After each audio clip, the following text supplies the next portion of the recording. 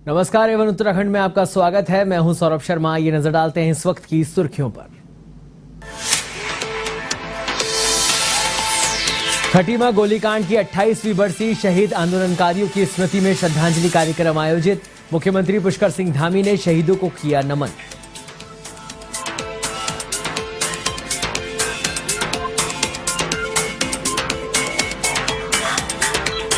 उत्तराखंड में नए जिले बनाने का जिन्न फिर आया बाहर। 5 नए संगठनात्मक जिले बनाने की घोषणा। हरीश रावत ने किया समर्थन। लंबे समय से उठ रही थी मांग।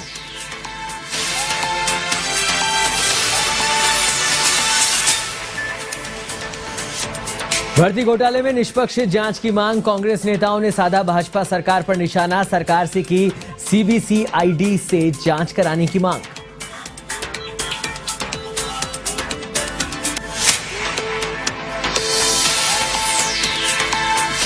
अल्मोड़ा में बढ़ती महंगाई के विरोध में कांग्रेस का प्रदर्शन। गोविंद सिंह कुंजवाल के नेतृत्व में महिलाओं ने निकाला जुलूस। गैस सिलेंडरों को सिर पर मोदी सरकार पर लगाया लोगों को गुमराह करने का आरोप।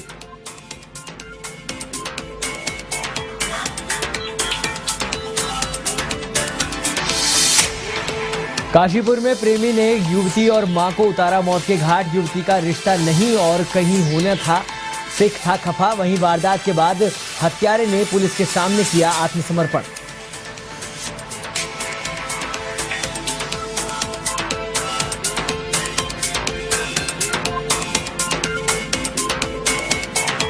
अब खबरें विस्तार से। उत्तराखंड के खटीमा गोलीकांड की 28वीं बरसी पर शहीद आंदोलनकारियों की स्मृति में श्रद्धांजलि कार्यक्रम का आयोजन किया गया, जिसमें मुख्यमंत्री पुष्कर सिंह धामी ने शिरकत कर शहीदों को नमन किया। इस दौरान धामी ने शहीद आंदोलनकारियों की स्मृति में आयोजित श्रद्धांजलि कार्यक्रम को संबोधित किया और अपने संबोधन में कहा कि मैं सर्वप्रथम खटीमा गोलीकांड की 28वीं बरसी पर शहीद आंदोलनकारियों को नमन करता हूं, जिनकी वजह से हमें यह राज्य प्राप्त हुआ। हमारे शहीद आंदोलनकारियों ने मां की ममता, बहन की राखी, बच्चों के दुलार को छोड़ दिया, अपना सब कुछ छोड़कर राज्य के लिए शहादत दी।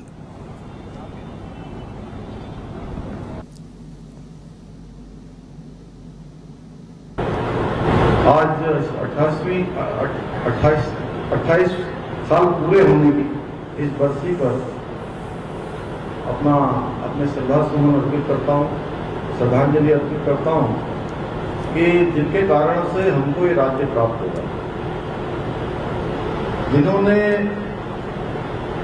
अपनी माँ की ममता को छोड़ दिया, बहन की राखी को छोड़ दिया, बच्चों के दुलार को भी छोड़ दिया, सबको ठोकर मार दी और हंसते हंसते उत्तराखंड राज्य के लिए अपनी शहादत दी। उनके कारण से हमको ये राज्य मिला, जैसा आदरणीय अजय भट्टी ने अभी बताया। वास्तव में मुझे याद आता है 1 सितंबर 1994 का वो दिन, जब उत्तराखंड राज्य में नए जिले बनाए जाने का जिन्न एक बार फिर बोतल से बाहर आ गया है। दरअसल पूर्व मुख्यमंत्री रमेश पोखरियाल निशंक ने प्रदेश में कुछ नए जिले बनाए जाने की घोषणा की थी, जिसके बाद से अभी तक नए जिले बनाए जाने की चर्चाएं हर कार्यकाल में होती रही है। तो वहीं एक बार फिर से मुख्यमंत्री पुष्कर सिंह धामी ने प्रदेश में नए जिले बनाए जाने को लेकर और अधिक बल दे दिया है। लिहाजा भाजपा संगठन ने प्रदेश में 5 नए संगठनात्मक जिलों की घोषणा कर दी है, जिसके बाद से ही उत्तराखंड राज्य में नए 5 जिले बनाए जाने की चर्चाओं ने एक बार फिर से तूल पकड़ लिया है। मुख्यमंत्री पुष्कर सिंह धामी ने कहा कि राज्य में बीते लंबे समय से नए जिलों की मांग उठती रही है, जिसे देखते हुए अब जनप्रतिनिधियों और सामाजिक एक्टिविस्ट को भी सरकार राय मशवरा करेंगी। वहीं पूरे मामले पर हरीश रावत का कहना है कि सरकार सच में जिले बनाना चाहती है तो मैं सीएम धामी को बधाई दूंगा और कहूंगा कि हमने पूरा होमवर्क किया हुआ है। ऐसे में अगर आप इसको आगे बढ़ाएंगे तो आप सिकंदर साबित होंगे, लेकिन नए जिले के साथ ही कमिश्नरी भी बनाएं।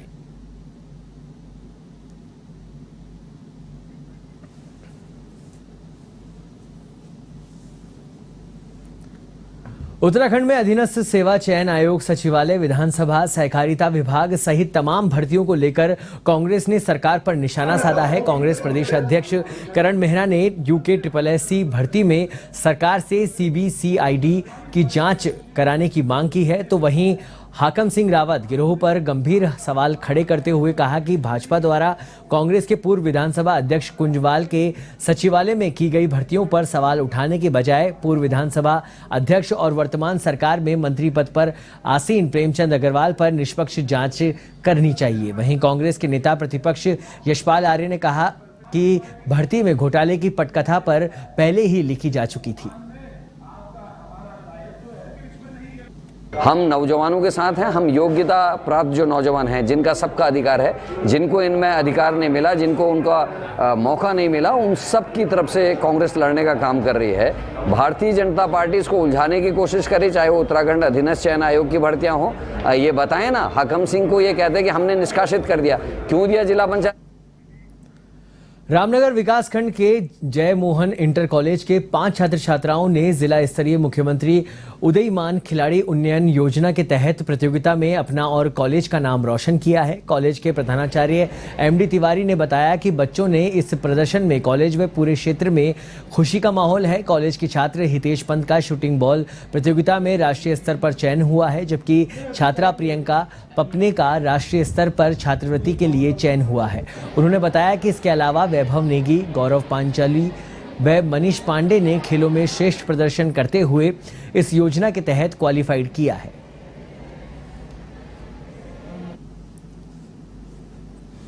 बहुत ज़्यादा उत्साह रहा है बच्चों में और बच्चों की तैयारी भी बहुत अच्छी रही है और इसमें बच्चे जो है लगातार बहुत कम समय में तैयारी बहुत अच्छी की है और उम्मीद है कि अपने आगे वाले भविष्य में बहुत अच्छा काम करेंगे, अच्छी प्रोग्रेस करेंगे। मैं उसका श्रेय अपने अध्यापकों को भी देना चाहूँगी, अपने प्रिंसिपल सर को भी देना चाहूँगी और अपने परिवार को देना चाहूँगी, क्योंकि इन सब ने मुझे बहुत सहयोग किया है। इन सब में सब मुझे यही प्रेरणा देते हैं कि तुम आगे बढ़ो, पढ़ो लिखो और बहुत ऊंचा जाओ। हमारे टीचर्स हमें ये शिक्षा देते हैं कि सभी के साथ मिलके रहो, किसी से मतलब भेदभाव मत करो और पढ़ो लिखो और बहुत ऊंचा बनो।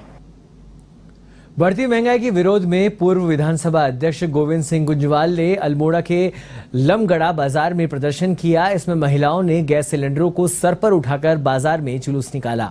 इस मौके पर कुंजवाल ने कहा कि कांग्रेस शासन में 400 रुपए के सिलेंडर को जार से ऊपर पहुंच दिया है। वहीं बेरोजगारी चरम सीमा पार कर गई है। महिलाओं का कहना है कि आज भाजपा शासनकाल में उनको घर चलाना भी मुश्किल हो गया है। उन्होंने कहा कि मोदी ने लोगों को गुमराह किया है। देखिए, जिस तरह से पूरे देश में महंगाई आसमान छूती जा रही है, उससे आम जनमानस बहुत पीड़ित है। अब तो यहाँ तक हो गया है कि गरीबों का चूल्हा जलना भी मुश्किल हो रहा है। ऐसी स्थिति में यहाँ की हमारी बहनों ने ये आवाज़ उठाई कि इस पर ऐसा कोई कार्यक्रम किया जाए जिससे मोदी तक इसकी खबर जाए। तो इस महंगाई के प्रदर्शन को लेकर के जो आज महिलाओं ने बीड़ा उठाया है, सिलेंडर अपने सर में रख करके आए हैं, उसको लेकर के ये संकेत साफ जाता है कि ग्रामीण क्षेत्र की गरीब महिलाएं, आप देख रहे हैं जितनी महिलाएं बैठी हुई हैं पूरी की पूरी गरीब महिलाएं हैं, कोई ऐसे नहीं है। तो इनको सबसे अधिक पीड़ा हो रही है। जो बच्चों का भविष्य बेरोजगार है,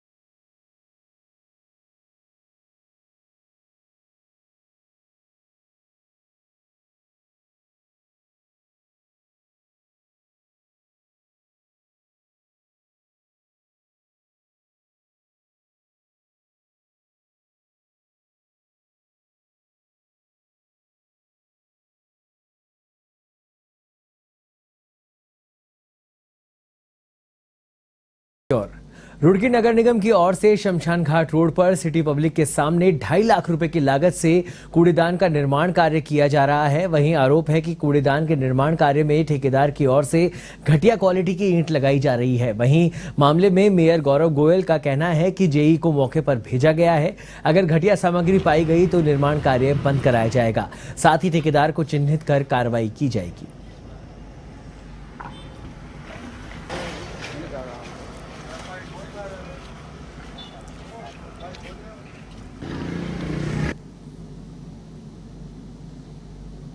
एक काम निर्माण कार्य हो रहा है। मैं अभी जेई को बोला है, वो जाकर के मौके पर निरीक्षण करेंगे और अगर घटिया सामग्री का इस्तेमाल होगा तो निश्चित रूप से काम भी बंद होगा। ऐसे ठेकेदार को चिन्हित करके उसके खिलाफ कार्रवाई भी की जाएगी। और निश्चित रूप से मेरी भी जानकारी मिला है, मैं कोशिश करूंगा हर काम की जांच हो और बेहतर गुणवत्ता से काम हो। देखिए, मेरी जानकारी में नहीं है, लेकिन जब आपने मुझे अवगत कराया, मैंने जेई को बोल दिया है, वो मौके पर निरीक्षण करने के लिए गए हैं और घटिया काम बिल्कुल भी किसी सूरत में बर्दाश्त नहीं किया जाएगा।